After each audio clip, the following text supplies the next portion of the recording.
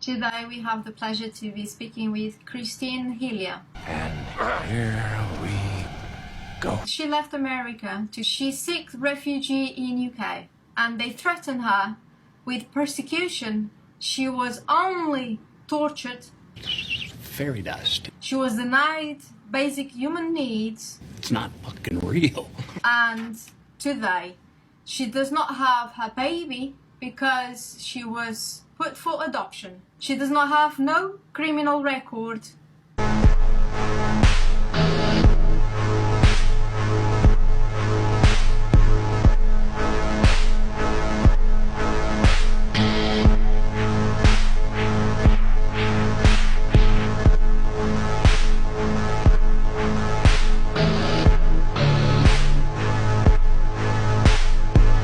And she does not have no mental problems. You know, eating, how do you eat with a child? You can't travel with your Vitamix. You can't travel with a high chair. Your son was not given appropriate food, was even given food that you said that he was He was allergic to eggs, wheat. Oh, you eating? He's on his third one. Good boy eating. Good boy eating.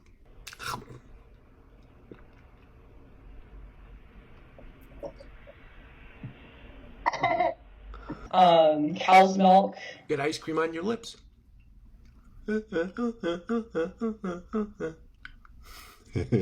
Dogs. There we go. Gentle, that bit. Gentle. Good boy. Oh. Nice doggy. And also he was at an age, he was just over a year when we got there, where he had a baby preference. Like, no matter what I did, I couldn't get him to eat certain foods because of the texture, or because he wanted to do it himself and grab it himself, or otherwise he was going to starve. Like, I mean, babies do that sometimes. What you just said is one of the most insanely idiotic things I have ever heard. You have been arrested in Heathrow Airport. Can you tell me why you're here? I just told you why we're here. Okay, tell me it again. Okay, so we've had your details have been run. It says there's something to do with child abduction from social services in September. And then they put you in a psychiatrical ward. Correct. These pictures.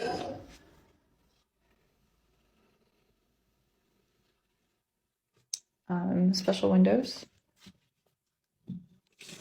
And so they cherry pick this false narrative that I am a violent,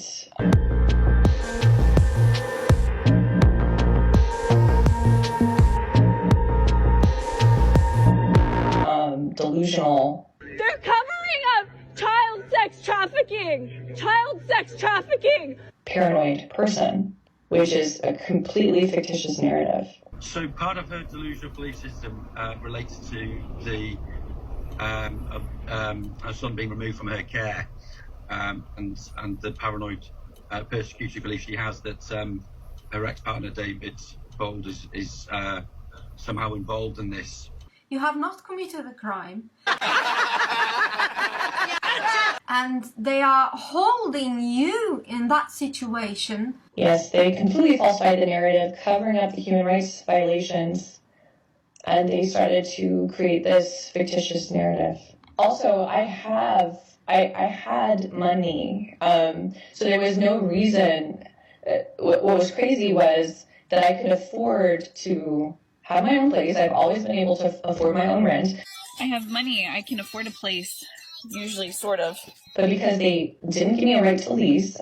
Show me your ID, please. Sergeant John Prescott from Merseyside Police. Why are you here?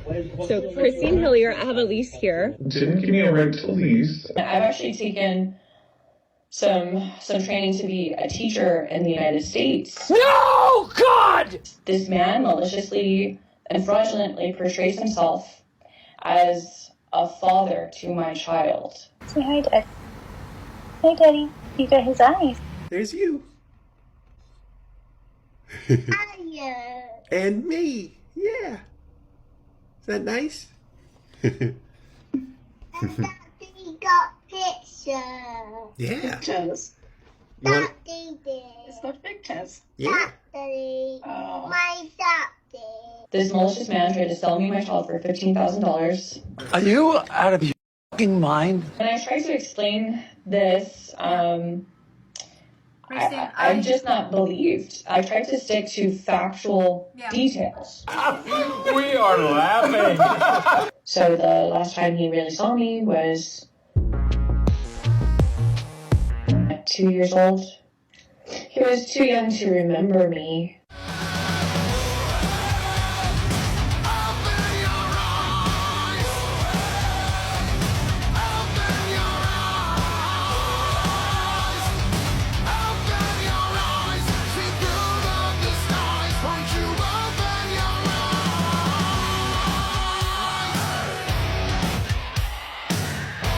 Too young to remember me.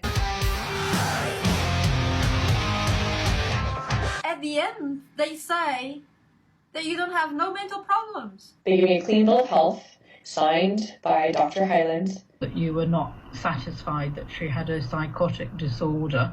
Can I just clarify, does that mean you're not satisfied that she has any mental health disorder, or just specifically that one?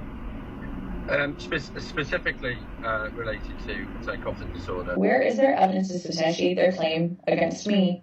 There is no evidence. They go and they manipulate and they say that you have mental issues. Hey guys, I have 4 hours out unescorted.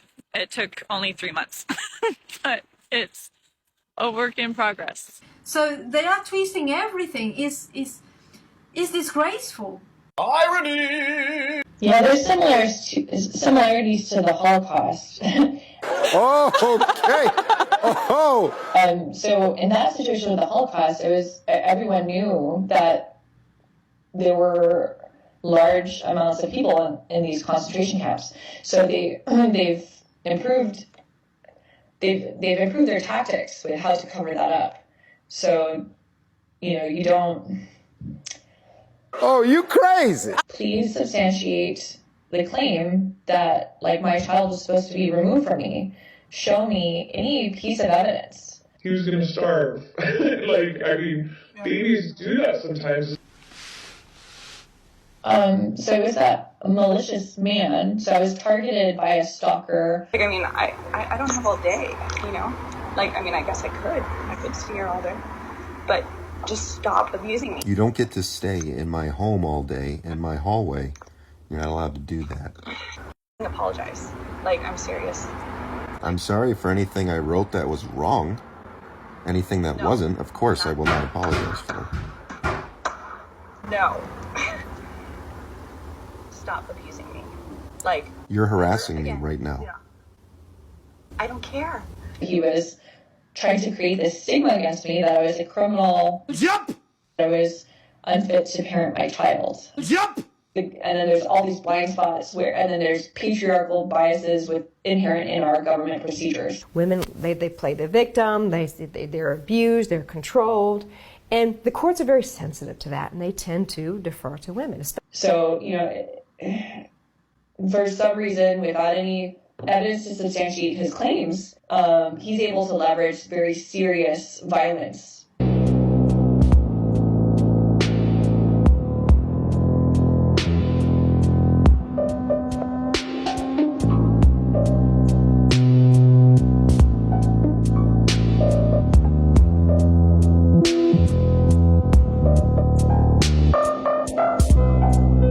When you go through something so traumatic like this... Hey! As soon as he came to the building, you associate it obviously with contact with Mum.